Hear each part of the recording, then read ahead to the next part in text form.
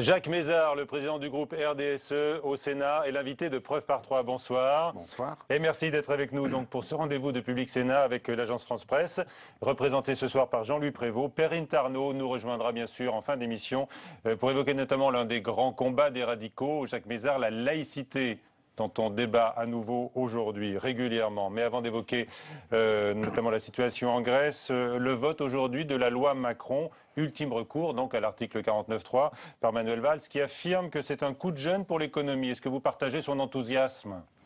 Je crois que c'est d'abord un message. Je ne pense pas qu'il y ait des mesures qui vont révolutionner le fonctionnement de la vie économique du pays, mais c'est clairement un message politique adressé non seulement aux élus, à la majorité présidentielle, mais à l'ensemble des Français. La loi Macron... Mais quel message? Le message qu'il est nécessaire de libéraliser, de donner plus de liberté au fonctionnement de notre économie. Je crois que c'est le message qui a été d'ailleurs assez entendu au Sénat. Mais qui se traduit suffisamment dans les faits, concrètement, Non, selon vous? Non, parce que notre pays a besoin d'avoir moins de contraintes. Moins de contraintes, ce n'est pas fragiliser ceux qui sont les plus fragiles, ce n'est pas enlever des droits aux salariés, mais c'est permettre à l'économie de travailler dans de meilleures conditions. Mais est-ce que vous rejoignez par exemple l'opposition de droite, Jacques Mézard, qui considère qu'effectivement il manque dans ce texte des mesures pour desserrer le marché du travail, par exemple? Oui, je l'ai d'ailleurs dit, mais je crois qu'il faut être très prudent parce que notre pays est quand même dans une situation où faire bouger les choses à ce niveau-là est très difficile, quel que soit le gouvernement. Et je dis que nous avons besoin de moins de contraintes, de moins de normes, mais ça ne veut pas dire qu'il faut laisser faire tout et n'importe quoi à ceux qui ont le pouvoir, et en particulier le pouvoir économique. Mais on voit bien, quand on parle à des chefs d'entreprise, de petites entreprises, de moyennes entreprises sur le terrain, qu'ils n'en peuvent plus d'être étouffés par trop de contraintes administratives. Et cela les empêche. Là, il faut citer, c'est le Code du travail dont vous parlez. Il n'y a pas que le Code du travail. Notamment. Il y a le Code du travail, il y a l'environnement, il y a tout un tas de contraintes dans tous les secteurs. Et avec la meilleure volonté du monde, les parlementaires en rajoutent souvent. Nous le vivons. Et là, nous avons aussi à prendre conscience du fait qu'il faut faire moins de lois pour mieux les appliquer. Les chefs d'entreprise, ils le disent. Les deux mesures à effet le plus immédiat, souligne encore Emmanuel Valls, c'est le travail le dimanche et l'ouverture de lignes d'autocars. Est-ce que vous les approuvez et qu'est-ce que vous en espérez, vous? Écoutez, nous n'avons pas considéré majoritairement dans notre groupe que la question du travail le dimanche était quelque chose qui allait révolutionner, d'autant qu'il y a beaucoup de Français déjà qui travaillent le dimanche. Et que se battre pour savoir si les commerces vont pouvoir ouvrir plus de dimanche n'est quand même pas une révolution idéologique. Les lignes d'autocar, c'est un autre dossier, parce qu'il faut que nous considérions que, en particulier dans les territoires ruraux que je représente souvent, et en particulier, il y a une crainte. Il y a une crainte, c'est que ce message, ce soit on ferme les lignes de train. Alors, on sait bien que c'est difficile de faire fonctionner. Ça arrivera, vous l'avez entendu. Le gouvernement se réserve cette possibilité, mais après les régionales. Oui, moi je ne doutais pas de l'objectif final, mais là il faut être très prudent. Ça ne veut pas dire qu'il ne faut rien bouger, mais ça veut dire qu'il faut que nous conservions un certain nombre de lignes ferroviaires qui sont indispensables sur nos territoires. Même si elles sont déficitaires et utilisées par très peu de voyageurs, avec des rames à moitié vides ou aux trois quarts vides, Jacques Mézard. Ça ne veut pas dire qu'il faut les conserver toutes. Ça veut dire que dans un pays, si on n'a pas une politique d'aménagement du territoire, une politique qui permet justement, dans certains territoires et dans certains cas, de conserver un certain nombre de moyens de transport ou de vie qui sont déficitaires, eh bien dans ce cas-là, il vaut mieux dire à ceux qui y vivent déménager. Bon, alors, je crois que là aussi, il faut du bon sens et il faut de l'équilibre. Un dernier point sur la loi Macron. À propos du passage en force avec l'article 49.3, qu'est-ce que ça révèle, selon vous, de l'état du PS et de la majorité à laquelle vous appartenez? Oui, même si je suis souvent critique. Ça révèle très simplement que les lignes de fracture fondamentales traversent les deux partis principaux, le Parti socialiste et les Républicains. Et qu'on voit bien que gouverner dans ces conditions-là, et c'est un des problèmes de la Ve République qui, à mon avis, vit une crise, c'est extrêmement difficile parce que le gouvernement en place est obligé de tenir compte de positions de parlementaires qui sont manifestement pas en phase avec le gouvernement alors qu'ils sont les élus de ce parti dominant. Et quelles conséquences vous en tirez pour l'avenir? Pour l'avenir, je pense que je souhaite pour Une la France... redistribution des cartes politiques? Je le souhaite vivement parce Dans quel sens? qu'il vaut mieux que ceux qui ont des conceptions assez proches sur des problèmes fondamentaux, que ce soit la construction de l'Europe, que ce soit l'économie, que ce soit les institutions, travaillent ensemble plutôt que d'être opposés par le système Oui. Alors vous, présidentiel. concrètement, radical de gauche, vous seriez prêt à faire alliance avec qui dans ce contexte-là? C'est celui que vous définissez? Mais il ne s'agit pas de donner des noms. Ah ouais. Non, parce que ça n'a pas de sens de donner des noms. Je crois que ça veut dire très simplement qu'il faut voir... Des noms de partis, par exemple. Écoutez, nom de parti... il y a une bonne partie du Parti socialiste. Il y a les radicaux de gauche, il peut y avoir des centristes, il peut y avoir des républicains. Moi, je crois que la France est dans une telle situation aujourd'hui, comme nombre de pays, qu'il faut essayer de surmonter dans certains cas des clivages qui sont artificiels. C'est pas facile à dire, c'est pas facile à assumer, parce que la tranquillité des deux grands partis, c'est de continuer à être l'un après l'autre au gouvernement. Mais aujourd'hui, le système de l'élection présidentielle, le quinquennat que j'ai combattu, aboutit malheureusement à une situation politique qui n'est pas très heureuse et qui favorise la montée des extrêmes. D'accord. Alors justement, vous avez cité l'Europe comme ligne de fracture au sein des deux grands partis que vous avez cités, le Parti socialiste et puis les Républicains, alors qu'on attend donc les réformes, les contreparties précises d'Alexis Tsipras à une nouvelle aide européenne à la Grèce. Quel regard est-ce que vous portez sur ce Premier ministre grec qui joue avec les nerfs de ses partenaires et créanciers? Je pense qu'il y a une surmédiatisation.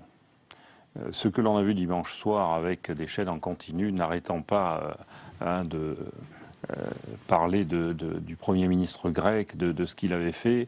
Bon. C'était normal, c'était l'avènement de la soirée. Vous considérez qu'ils ont célébré, les médias ont célébré Alexis Tsipras? Je considère qu'on donne à cet événement un poids qui, dans l'avenir, je le pense, démontrera que c'est quand même de la surmédiatisation. Ceci étant, on peut le comprendre. Je crois aussi que le Premier ministre Tsipras joue. Il joue parce qu'il a pris des engagements avec ses concitoyens, qu'il se rend compte que ces engagements sont extrêmement difficiles à tenir et que, à la fois, le référendum avait pour but de rassurer ses concitoyens et de les regrouper autour de lui sur les thèmes qui lui sont chers, mais en même temps aussi, nous voyons aujourd'hui qu'il est obligé de faire des propositions. Il faut qu'on continue de chercher un compromis avec quelqu'un qui joue. Écoutez, moi je ne crois pas qu'on puisse faire tout et n'importe quoi. Je l'ai dit hier dans la discussion générale, il faut de la solidarité, mais à condition qu'elle soit accompagnée de fermeté. Nous ne pouvons pas accepter par rapport à la Grèce ce que l'on ne fait pas vis-à-vis à d'autres pays. Je pense au Portugal qui règle rubis sur l'ongle ses engagements financiers. Et donc, dans ces conditions, moi je crois qu'il y aura une sortie positive, non pas de l'euro, mais qu'il y aura une solution qui sera trouvée parce que la Grèce a plus à perdre à sortir de l'euro. La question de l'Union européenne ne se pose pas parce qu'ils ne sortiront pas de l'Union européenne, mais aura plus à perdre à sortir de l'euro qu'à trouver, à faire des propositions raisonnables. On parle souvent de ce qui se passe en Grèce sur les retraites, sur le fait que le clergé ne paye pas d'impôts, que les armateurs ne payent pas grand-chose. Ils ont manifestement un certain nombre de propositions sérieuses à faire. La moyenne médiane aujourd'hui des retraites en Grèce, c'est 900 €, comme en Allemagne. Et en France, on est à 1 200 €. Je n'entends pas beaucoup de ceux qui sont les zélateurs de M. Tsipras en France se plaindre des retraites, par exemple dans le monde agricole en France, qui sont souvent au-dessous de 700 €. Chacun assume des difficultés de cette nature-là. Les zélateurs, on les trouve notamment aux extrêmes. Oui. Et vous Très clairement, mais le gouvernement de M. Tsipras, il y a un représentant d'un parti souverainiste très à droite. Donc c'est la conjonction d'un certain nombre de partis qui représentent effectivement des courants très différents, mais qui sont dont le moyen de rapprochement, c'est le populisme. Il y a aussi, dans les proches de M. Tsipras, un certain nombre d'anciens conseillers de gouvernements anciens qui sont aujourd'hui décriés. L'ancien gouvernement socialiste. Oui. Alors, le couple franco-allemand a été très exposé durant cette crise. Et vous écoutez, Jacques Mézard, on se dit que vous penchez peut-être plus du côté de l'intransigeance d'Angela Merkel que de la volonté de conciliation de François Hollande. Est-ce que je me trompe ? Non, je crois que les deux, il est nécessaire vis-à-vis de la Grèce d'avoir un message de fermeté en disant il y a des choses qui ne sont pas acceptables. Il ne faut pas non plus victimiser la Grèce. Donc, je crois que le couple allemand, chacun joue. Le couple franco-allemand, chacun joue sa partition et les deux sont attachés à la construction européenne. Alors, ils ne la voient peut-être pas exactement de la même manière, mais je crois d'ailleurs que la complémentarité de ces deux positions, à condition qu'elles ne s'opposent pas, mais qu'elles soient complémentaires, est utile. Il faut faire comprendre. Ça a été le cas. Je crois, jusqu'ici, oui. Je crois qu'il faut faire comprendre à la Grèce qu'il y a un seuil, un niveau au-delà duquel les autres pays n'iront pas. Et je pense, je suis peut-être optimiste, que le gouvernement grec sera obligé d'entendre ce message. On suivra ça dans les heures qui viennent. Un mot sur un homme d'affaires qui fut membre du parti radical de gauche, même candidat de votre parti, Bernard Tapie. Jacques Mézard, rien ne l'arrête, il veut réclamer maintenant 1 milliard d'euros à l'État, plus les intérêts sur 20 ans, dans l'affaire Adidas. Est-ce qu'il a raison de tenter le coup ? Écoutez, je suis étonné que vous ne me posiez pas la question sur le scandale de Panama il y a 125 ans ou sur l'affaire Stavisky avant la Deuxième Guerre mondiale. Contrairement à vous, je n'ai jamais eu l'occasion de discuter avec M. Tapie. Il a été dans le parti radical de gauche, ici même. Il y a 3 ou 4 ans, j'ai été interrogé sur un éventuel retour de M. Tapie dans le parti et j'ai dit que s'il y rentrait, je partirais.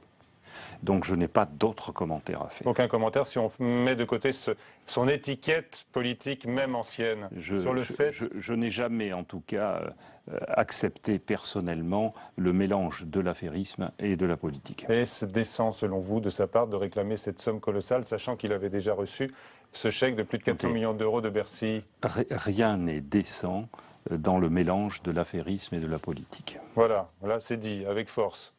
Pas de mélange de politique et d'affairisme. À propos de Bernard Tapie. On poursuit cette émission, Jacques Mézard, avec Jean-Louis Prévost de l'agence France-Presse qui va nous rejoindre. Et nous allons explorer le monde mystérieux et opaque des autorités administratives indépendantes, puisque vous avez voulu une commission d'enquête sur ces commissions qui coûtent cher et dont l'utilité reste à démontrer. Avant de vous interroger, donc premiers éléments de compréhension et d'interrogation avec Faustine Saint-Geniès. Vous connaissez sans doute l'autorité des marchés financiers, le CSA ou encore la CNIL. Mais connaissez-vous la FLD ou le HCE-RES?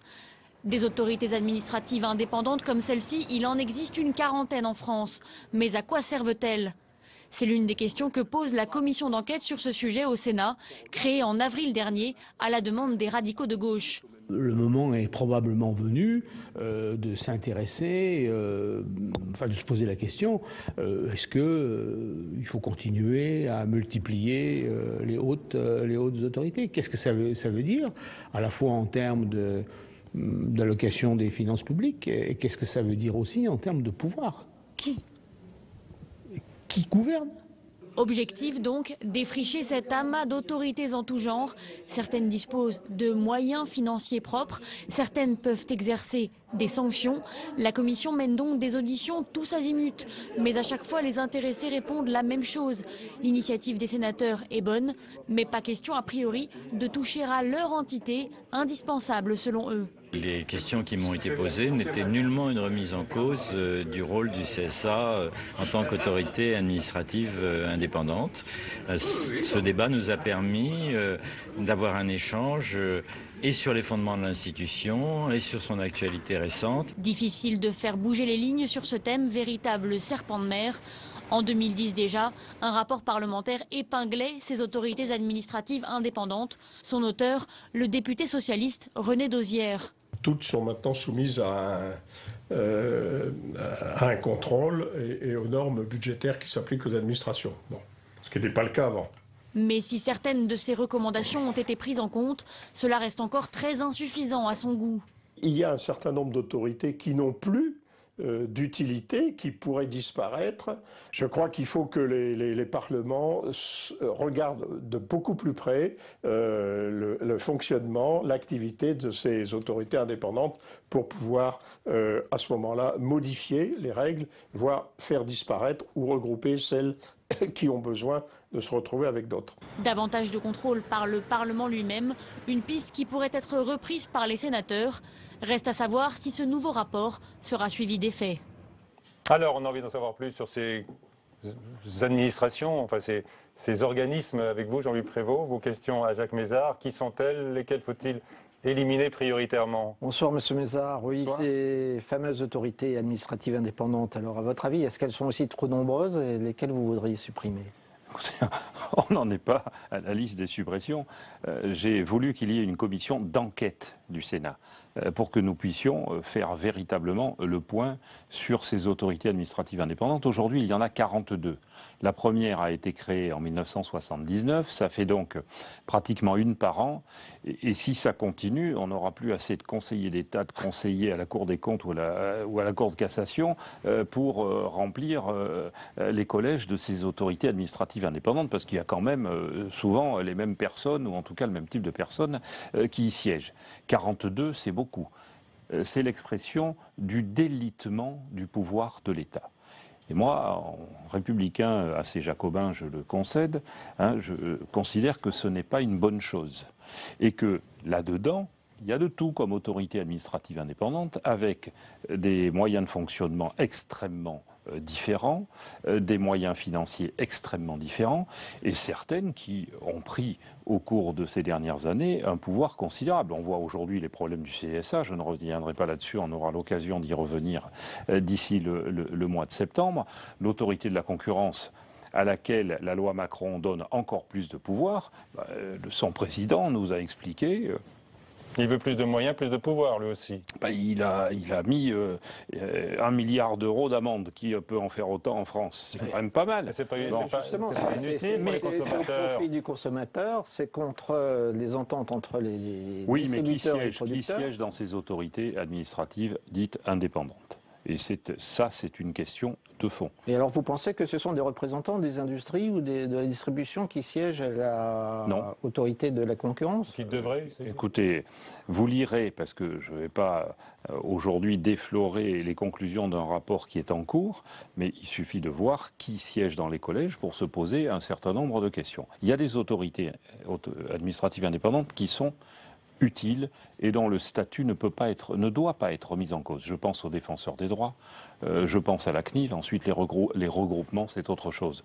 Mais nous ne disons pas qu'il faut supprimer toutes les autorités administratives indépendantes. Nous disons, il y en a trop, on en crée en moyenne une par an, c'est vraiment le délitement du pouvoir de l'État, et dans la composition des collèges de ces autorités administratives indépendantes, on voit quand même pratiquement toujours... Mais c'est le législateur qui en a décidé, donc nous sommes responsables. Le législateur est responsable. On voit des conseillers d'État, on voit des membres de la Cour des comptes, on voit des membres de la Cour de cassation et quelques parlementaires. C'est très variable. Il y en a apparemment, a priori. Personnalité éminente, mais toutes sur le même moule. Bon, et avec la même origine. Je ne dis pas qu'il y a partout la promotion Voltaire de l'ENA, mais enfin, il y en a quand même pas mal. Vous parliez des rémunérations, il y a de tout dedans. Il y en a qui font ce travail pratiquement bénévolement. Ça dépend des autorités administratives indépendantes. Et il y en a qui ont des revenus extrêmement importants. Ceci étant, dans certains secteurs, on vous dira qu'il faut qu'ils aient des revenus importants, sinon ils ne peuvent pas les trouver puisqu'ils ne voudront pas venir. Bon. Donc, mais là-dedans, il y a en tout cas un travail de fond à réaliser, c'est d'avoir un système d'autorité administrative indépendante reposant sur des bases identiques, sur des méthodes de fonctionnement et de contrôle identiques. En tout cas, si on continue à en créer une par an, on va vraiment avoir de plus en plus de problèmes. Et alors, qu'est-ce que vous allez proposer? Vous allez vous faire un rapport, et ce rapport, vous allez le soumettre Ce au rapport, c'est le rapport gouvernement, d'une commission d'enquête. lieu à une proposition de loi ou... Moi, je n'ai pas l'habitude de travailler simplement dans le but d'occuper un certain nombre d'après-midi ou de matinées de parlementaires. Donc ce rapport, il sera suivi de propositions de loi que je déposerai. Mais de aussi, suppression. De certaines, oui. Mais par exemple, si je vous soumets l'autorité de contrôle des nuisances aéroportuaires, vous dites on la supprime celle-là? nous dit, vous savez, je peux vous... La commission d'accès aux documents administratifs. La commission d'accès aux documents administratifs, on en a besoin. Alors qu'elle soit regroupée, peut-être avec le défenseur des droits, ça peut se concevoir, mais celle-là, on en a besoin. Il y en a dont l'utilité, quand même, pose question. Tout cela, vous savez, nous avons auditionné notre ancien collègue, le doyen Gélard, qui a travaillé là-dessus et qui nous a dit, moi je pense qu'il faut en supprimer 80%. Il connaît la question. Donc, soit par suppression, soit par regroupement. Mais en tout cas, il y a un message fort du Parlement qui est à exprimer, c'est qu'on ne peut pas continuer à en créer une par an, et on ne peut pas continuer à accepter que l'État se désengage d'un certain nombre de responsabilités en disant c'est plus moi, c'est une autorité administrative indépendante. On a vu pour le CSA que finalement les conditions de désignation de la présidente de France Télécom posaient au moins autant de problèmes que quand c'était le précédent président de la République qui désignait.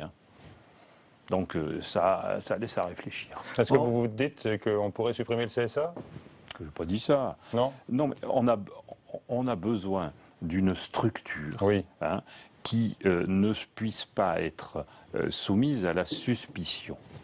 On a besoin effectivement d'une structure dont on considère qu'elle est véritablement indépendante et dont les modes de fonctionnement et de désignation ne donnent pas lieu à ce qui est en train de se passer. D'accord. Notamment des recours.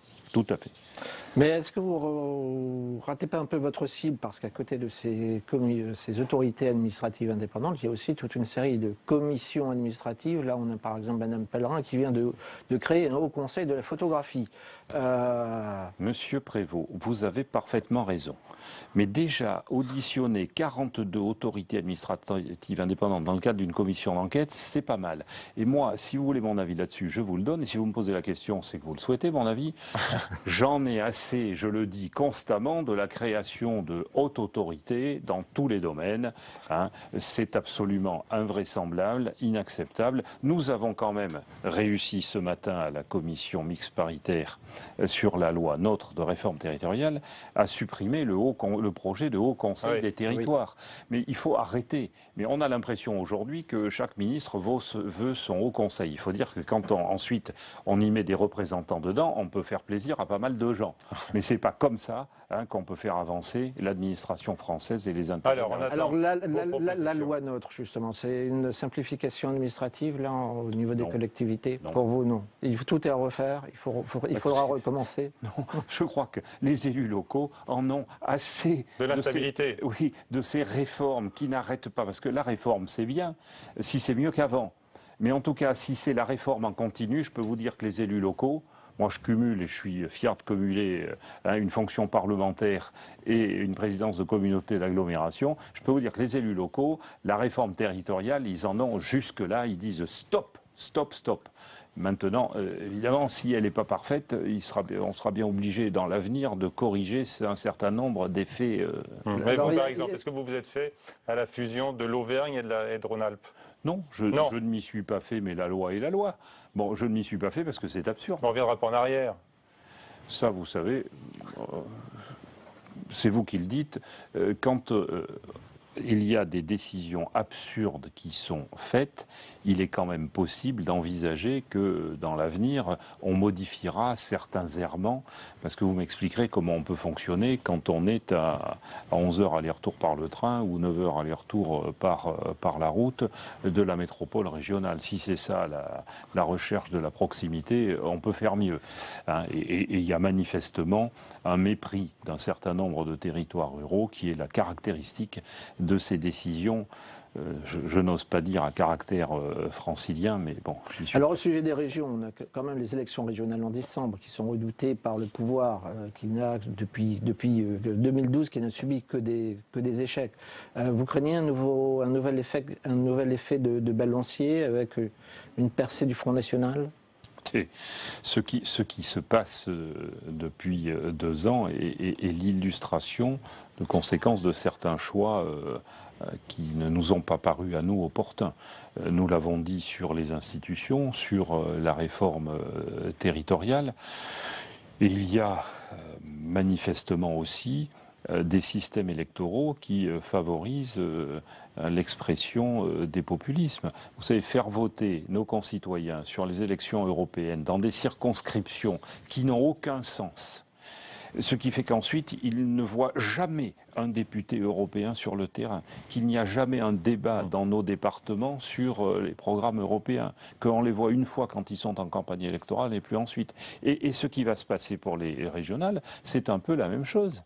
Nous allons avoir des candidats choisis par les partis. Et qui sont identifiés, souvent, oui, pas tous, mais quand même, certains le sont. Vous savez, les conseillers régionaux et le scrutin, malheureusement, n'a pas été changé. Sur nos territoires, presque personne ne les connaît. Voilà la réalité. On connaît les maires, on connaît les présidents d'intercommunalité, on connaît les députés, les sénateurs, on ne connaît pas les conseillers régionaux. Donc il ne faut pas s'étonner ensuite que ça donne les résultats. Les gens connaissent au moins le président de région ou celui qui va être tête de liste. Vous espérez encore, vous, une tête de liste régionale comme radical de gauche apparemment, en Midi-Pyrénées, Languedoc-Roussillon, c'est plié, ce ne sera pas Sylvia Pinel. Mais Madame Delga. Pour moi, ce n'est pas un espoir, c'est une nécessité. On ne peut pas considérer, quand nous avons des ministres au gouvernement, sur la loi Macron et sur d'autres textes, moi je vote le budget. Je considère que l'opposition n'a pas tellement présenté de meilleures solutions au niveau budgétaire et financier. Nous ne sommes pas d'accord sur un certain nombre de textes, mais considérer que le seul allié du gouvernement, du Parti socialiste, les radicaux de gauche, eh bien, sont marginalisés par le Parti socialiste, ce n'est pas acceptable. Ce n'est pas acceptable. Qu'est-ce que vous allez faire? Parce que là, vous n'avez pas de tête de liste. Et puis écoutez, il est tout à fait possible qu'il y ait une liste radicale de gauche en Midi-Pyrénées, Languedoc-Roussillon, si aucun accord n'est possible. C'est tout. Bon, je crois qu'il faut dire les choses très clairement. C'est-à-dire que Mme Pinel quitterait le gouvernement pour prendre sa propre tête de liste à elle, alors? Pas celle de ses anciennes collègues. Écoutez... Madame Pinel est ministre, Madame Delga est certainement quelqu'un de très respectable, mais je crois qu'il n'y avait pas de raison que Sylvia Pinel s'incline. Donc ce sont des discussions entre les deux partis. Moi, je ne participe pas à ces discussions, mais je considère effectivement qu'il faut savoir ce que le Parti socialiste veut. S'il ne veut avoir que... Il ne veut pas céder face à vos assauts contre son hégémonie. S'il ne veut avoir que des supplétifs, libre à lui. Moi, je mène, en tout cas comme président de groupe au Sénat, une politique de liberté, en étant clair sur les choix que le RDSE fait. Il n'y a pas que des radicaux dans le RDSE. Vous estimez bien mal récompensé? Je ne cherche aucune récompense. Ils assument leur comportement par rapport à tous leurs alliés. Ce qui fait qu'en se conduisant de cette manière, eh bien, in fine, ils se retrouvent petit à petit tout seuls. À suivre donc, notamment dans la région Midi-Pyrénées, Languedoc-Roussillon. Merci Jean-Louis. Perrine Tarnaud arrive maintenant pour aborder d'autres sujets dont certains sont au cœur, je le disais tout à l'heure, de l'engagement des radicaux, la laïcité. Quentin Calmet. Menu des cantines scolaires, crèches au sein d'une administration publique ou encore ramadan fêté par la mairie de Paris. À intervalles réguliers, des questionnements autour de la laïcité reviennent au cœur du débat politique. Dernière initiative au Parlement sur le sujet, un texte des radicaux de gauche après l'affaire de la crèche Babylou. Une loi adoptée mais aux effets minimes, elle impose la neutralité religieuse dans les crèches privées. Des retouches de la loi de 1905 auxquelles l'Observatoire de la laïcité n'était pas favorable. Il y avait un problème puisque là, cette proposition de loi imposait une totale neutralité absolue et générale pour toute personne travaillant dans ces structures. C'est-à-dire qu'il faut appliquer et faire respecter la laïcité tout court, sans l'adjectiver. C'est la laïcité telle qu'elle a été définie par les pères fondateurs. Dans tous les partis politiques de gauche, le débat est relancé, notamment depuis les attentats de janvier à Paris. Dernier exemple en date, la proposition de Bernard Cazeneuve de former des imams au sein d'un cursus universitaire. Une idée finalement abandonnée lors du dernier congrès socialiste. Pour l'ancien secrétaire national à la laïcité du Parti socialiste, il y a bien une défaillance de nombre d'élus sur le sujet. Le Parti socialiste et la gauche en général n'a pas réussi à créer un discours solide, à créer un discours alternatif pour se positionner de façon claire, de façon républicaine sur la question de la laïcité. Et aujourd'hui, il y a une espèce de deal un peu malsain entre certains élus locaux et les communautaristes religieux pour non plus faire ce travail laïque, mais échanger politiquement des petits services entre amis.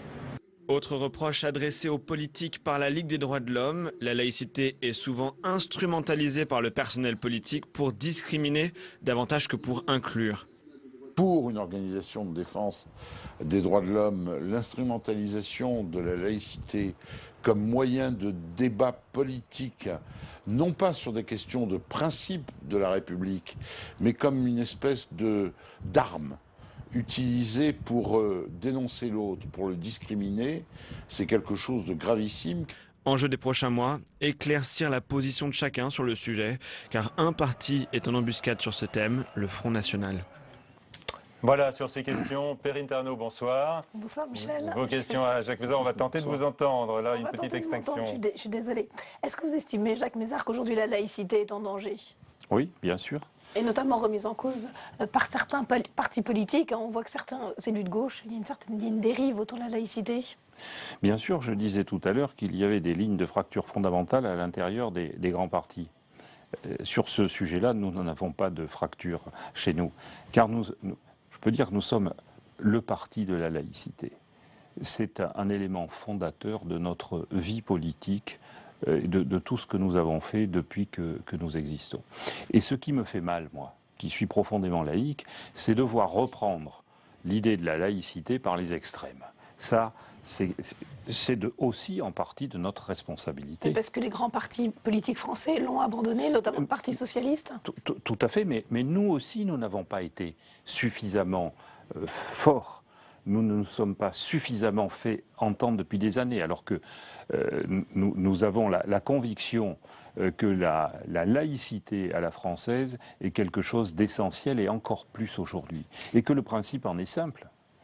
C'est la religion, c'est dans la sphère privée et qu'elle n'a pas à intervenir dans la sphère publique. Est-ce qu'il faut pour autant revoir la loi de 1905, la séparation entre l'Église et l'État ? Non. Parce qu'il y a beaucoup de voix politiques aujourd'hui qui tout à fait.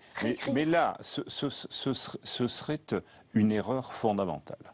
La loi de 1905, vous savez, on ne va pas refaire la Déclaration des droits de l'homme et du citoyen. C'est un texte fondateur. Il n'y a pas de raison qu'on refasse la loi de 1905, qui a été un élément fort du ciment national.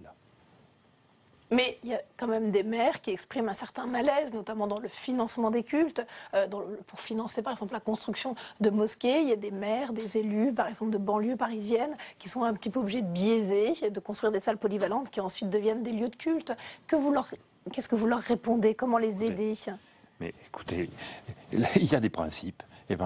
Moi, je suis de ceux qui considèrent que les communes n'ont pas à financer des lieux de culte. Et en même temps, on dit qu'il faut contrôler le financement des imams, des mosquées. Oui, mais ça, c'est l'argument numéro un pour dire... Pour éviter les dérives radicales. Oui, mais enfin, c'est l'argument numéro un. Et si on lâche là-dessus, eh bien on lâchera sur tout. Parce qu'il y a que déjà beaucoup dire je vais, moi, maire d'une commune, financer la construction d'une mosquée ou d'un temple ou de tout ce que l'on peut faire en matière religieuse. Parce que si je ne le fais pas, le Qatar le ferait. Écoutez, on est dans un pays qui doit être ferme sur des règles qui sont fondamentales, parce que si on commence à y mettre le petit doigt, et moi je n'ai strictement rien contre la religion musulmane, c'est-à-dire que c'est la multiplication de revendications et pas forcément simplement des musulmans. Il y a un principe laïque, il faut s'y tenir, que chacun puisse exercer leur religion qu'il veut. Dans la plus totale liberté, c'est parfait, mais dans la sphère privée. On avait un socialiste dans le sujet, là, qui parlait déjà de petits arrangements entre amis. Concrètement, il pensait à quoi je veux dire, certains élus cèdent face aux poussées communautaristes? Moi, je comprends que dans certaines communes où le poids électoral de certaines communautés est fort, il y a des élus qui ont tendance à ne pas résister. C'est évident, mais je ne crois pas que ce soit une bonne chose. Quand on pensez par exemple à la nuit du Ramadan qu'on évoquait à l'instant à Paris, à l'hôtel de ville. Je ne peux pas vous dire que je trouve que la nuit du Ramadan à Paris soit une bonne idée. Elle devrait renoncer à cet événement qui est organisé depuis plusieurs années. Anne Hidalgo. Vous me posez la question, je considère que ce n'est pas une bonne chose. Bon, alors... Ensuite, je n'ai pas à juger du côté électoraliste ou non électoraliste. Moi, je me situe au niveau des principes. Parce que ça sera sans fin. Dans le 13e arrondissement, nous avons beaucoup de nos concitoyens qui sont d'origine chinoise. Alors on va prendre leurs traditions. Il ne faut pas les empêcher de respecter leurs propres traditions. Mais le public, la collectivité, n'a pas à intervenir là-dedans. Votre réaction à l'appel lancé par Denis Tillinac, touche pas à mon église, contre la transformation des églises en mosquées. C'est peut-être le cas dans le Cantal, peut-être que vous avez des exemples dans le Cantal. Non. Des églises désaffectées ou... Non, des églises désaffectées, il y en a, évidemment. Est-ce que vous pourriez être signataire de cet appel de Denis Tillinac? Écoutez, j'ai l'habitude de ne signer aucune pétition. Donc, que pensez-vous alors de cet appel? Je comprends. Je crois qu'il ne faut pas provoquer nos concitoyens. Il y a un attachement tout à fait clair chez nombre de nos concitoyens à des traditions. Les églises ont quand même un fond, comme on dit, de pays chrétiens. Même quand elles sont désertées par les Français? Écoutez, je crois qu'il faut être réaliste. C'est quelque chose qui sera très mal vécu. Si dans un secteur, la communauté catholique, par exemple, considère que c'est une bonne chose, ça peut se faire. Mais le faire de manière provocatrice, il ne faut provoquer personne. Ni les catholiques, ni les musulmans, ni les protestants, ni les bouddhistes. Il faut les respecter. Et quand on prend des mesures qui sont de nature, justement, à les provoquer, ce n'est pas une bonne chose. Il y a eu un rapport rendu hier au Sénat d'une commission d'enquête sur l'école et les valeurs républicaines, qui était notamment présidée par une sénatrice radicale, Françoise Laborde. Une vingtaine de propositions qui vont du rétablissement de l'uniforme à l'école, à la suppression des allocations en cas d'absentéisme, au brouillage des téléphones, à la suppression des tablettes. C'est un peu Troisième République, non, tout ça? Mais écoutez, qu'avez-vous contre la Troisième République? Elle a beaucoup fait pour la France, elle a amené beaucoup sur le territoire national, elle a amené l'école partout, elle a amené le train partout, elle a amené le téléphone partout. Et si toutes les républiques étaient aussi efficaces que la Troisième République l'a été, ça se saurait. Mais en quoi ces mesures peuvent redonner le sens des valeurs républicaines? Écoutez, dans ces mesures, j'ai lu les 20 mesures. Je ne les partage pas toutes. Le fait de créer des maisons spécialisées pour ceux qui remuent trop me paraît pas être une idée géniale. Mais globalement, ce sont essentiellement des mesures de bon sens. Ce sont des mesures visant à restaurer l'école, la laïcité, l'idée de la République à l'école. Il n'y a pas grand-chose là-dedans, je vous le dis, je le dis, qui me choque. Il y a eu... Mais est-ce que c'est à l'école d'enseigner les valeurs républicaines? Bien sûr que c'est à l'école d'enseigner les valeurs républicaines. Bien sûr que c'est à l'école de faire ce qu'on appelait l'éducation civique. Et si l'école, je crois que l'école d'abord, elle doit apprendre à lire, à écrire, le français, les mathématiques, l'histoire. C'est pas toujours le cas aujourd'hui. Et puis, elle doit être l'école de la République. C'est en tout cas la vision qui est la nôtre depuis que nous existons, depuis effectivement la Troisième République. On peut dire qu'il y a un consensus là, sur ce que vous dites là. Écoutez, je crois qu'il y a un large consensus. Si l'on consultait nos concitoyens sur ces 20 mesures, il y en aurait peut-être une ou deux ou trois qui poseraient problème, mais très largement, ça correspond aujourd'hui à un sentiment républicain. Et qu'il soit porté par un rapporteur UMP avec une présidente de commission radicale, moi ça ne me choque pas, au contraire. On entend beaucoup Jacques Mézard actuellement, notamment dans la bouche de l'exécutif et dans celle de François Hollande, que la procédure parlementaire est trop lente. Ça ne va pas assez vite. Est-ce que vous êtes d'accord ? Si ça ne va pas assez vite, le premier responsable en est l'exécutif. Parce qu'à force d'accumuler les projets de loi pour montrer qu'on essaie de tout réformer parce qu'avant c'était pas assez bien et que ça sera mieux demain, si l'exécutif, le président de la République, le Premier ministre, arrêtait de nous envoyer des projets de loi qui sont épais de plusieurs dizaines de pages, avec des centaines d'articles, la loi Macron en est un exemple, la transition énergétique en est un exemple, la loi santé en est un exemple, la réforme territoriale en est un exemple. Moi, donc ce sont les textes du gouvernement qui sont mal taillés, c'est le gouvernement qui est en cause. Tout à fait, parce qu'une bonne loi, c'est une loi courte, ce n'est pas une loi bavarde. Alors évidemment, quand vous apportez 200 articles... Et qu'on rajoute des amendements aussi, mais bien sûr, ça rallonge la sauce. Mais bien sûr qu'on rallonge la sauce, c'est naturel. Quand vous avez 200 articles, vous discutez de ces 200 articles, vous présentez des amendements sur ces articles. Si on nous apporte un texte de loi où il y a 1, 2, 3 articles, vous verrez qu'il y aura moins d'amendements.